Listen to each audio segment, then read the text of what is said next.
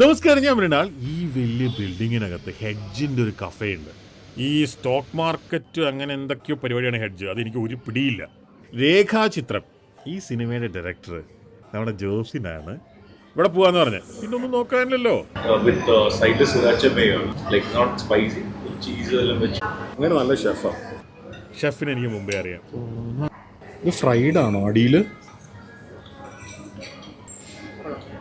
കൊള്ളാം. കോയമ്പത്തൂരാന്ന് മാത്രമേ തീരുമാനിച്ചുള്ളൂ. അതെ, കോയമ്പത്തൂർ സാധാരണ എല്ലാവരും ബാംഗ്ലൂർ, ചെന്നൈ എന്നൊക്കെ അല്ലേ ആലോചിക്കുക. ഓ, കോയമ്പത്തൂർ പഠിച്ച കാലത്ത് കോയമ്പത്തൂർ പോയി വരുമായിരുന്നു അതോ ഡെയിലി? ഞങ്ങൾക്ക് അത്ര അടുത്തല്ലേ, ബസ്സിൽ പോയി വരും അല്ലോ. ഞാൻ ബൈക്കിൽ പോയിരുന്നു, ബസ്സിൽ പോകാം. അടുത്തൊന്നുമല്ല. ഫാബുലസ് അല്ലേ, നല്ല മണം. ജോഫിൻ വളരെ ക്രിയേറ്റീവായിട്ട് വർക്ക് ചെയ്യാനും ഭക്ഷണം കഴിക്കാനും ഒക്കെ താല്പര്യമുള്ള മനുഷ്യനാണ്. പക്ഷേ അധികം സംസാരമില്ല. മൂപ്പരുടെ അടുത്ത പടത്തിനെ കുറിച്ചാണ് മൂപ്പർ പറഞ്ഞത്. അദ്ദേഹം പാലക്കാട്ടുകാരനാണ്. വർഷങ്ങൾക്ക് മുമ്പ് ഞങ്ങൾ പാലക്കാട് വെച്ചിട്ടാണ് ആദ്യം കാണുന്നതും. അദ്ദേഹം പഠിച്ചത് കോയമ്പത്തൂരാണ്. അപ്പോൾ ആ ഒരു കാലം, ആ കാലത്തുള്ള കോളേജ് ബേസ് ചെയ്തിട്ടുള്ളൊരു സ്റ്റോറി എന്നാണ് എന്നോട് ആദ്യം പറഞ്ഞത്. പിന്നെ എന്നോട് പറഞ്ഞു കോളേജിൽ അവരെ കാണിക്കുന്നില്ല എന്ന്. അങ്ങനെയാണല്ലോ ജോഫിൻ്റെ ഒരു പരിപാടി. നല്ല രസമുണ്ട്. ഈ പാലക്കാട് വീട്ടിലൊക്കെ എന്താ സാധാരണ ഫുഡ് എന്താ? Normal food. ഞങ്ങൾ മീൻ അങ്ങനെ ഉണ്ടാവില്ലല്ലോ? ഉണ്ടാവും, മീൻ ഉണ്ടാവും വീട്ടിൽ. കാരണം വീട്ടിൽ ഞങ്ങൾ അച്ഛമ്മയൊക്കെ കോട്ടയംകാരാണ്. അച്ഛയ്ക്ക് കൂടുതലും താല്പര്യം മീനാണ്. എൻ്റെ സ്കിന്ന് നല്ല ടേസ്റ്റ് ഉണ്ട്.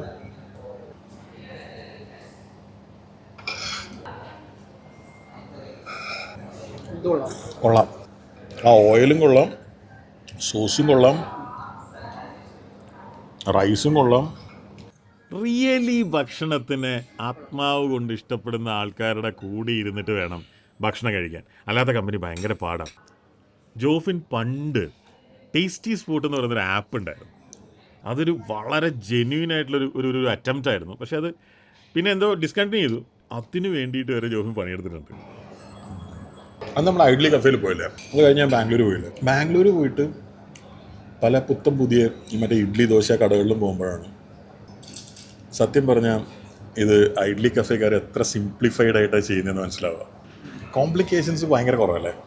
ബാംഗ്ലൂർ ഇപ്പോൾ ഇതൊരുമാതിരി അങ്ങോട്ടും ഇങ്ങോട്ടുള്ളൊരു മത്സരം പോലെയായി. ദോശയുടെ മുകളിൽ ഇനി എന്താ വെക്കണ്ടേന്ന് ആലോചിച്ചുകൊണ്ടിരിക്കുകയാണ് ആൾക്കാർ. യുദ്ധമായി തുടങ്ങി. ഒരുപാടുണ്ട്.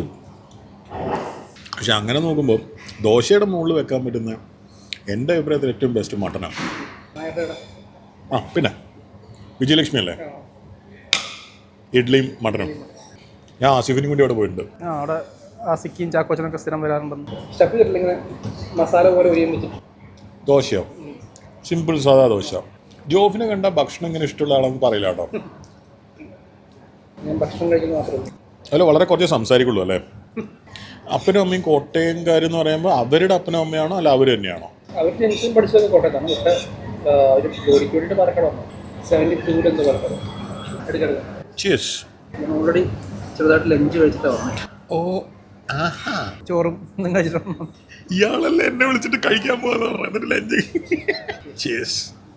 കൊച്ചിയിൽ ഒരു മര്യാദകളൊരു ബർഗർ ഇല്ല എന്നുള്ള ഭയങ്കര പരാതിയുള്ള സിറ്റിയാണ് കൊച്ചി.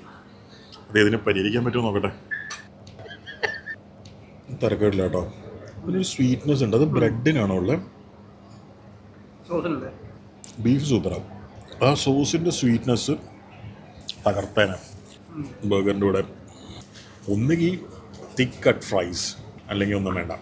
മൊയ്ത്തോടെ മുകളിൽ കോഫി അല്ലേ, നല്ല കോഫിയാണ്. സംഭവത്തിന് പ്രസൻറ്റേഷനൊക്കെ ഭയങ്കര രസമല്ലേ. ആംബിയൻസും കൊള്ളാം. ആ സ്റ്റെപ്പ് കയറുന്നത് എനിക്ക് തീരെ ഇഷ്ടപ്പെട്ടില്ല. പ്രായമായിട്ടുള്ള ആൾക്കാർക്ക് മാത്രമല്ല, എന്നെപ്പോലുള്ള മടിയന്മാർക്കും.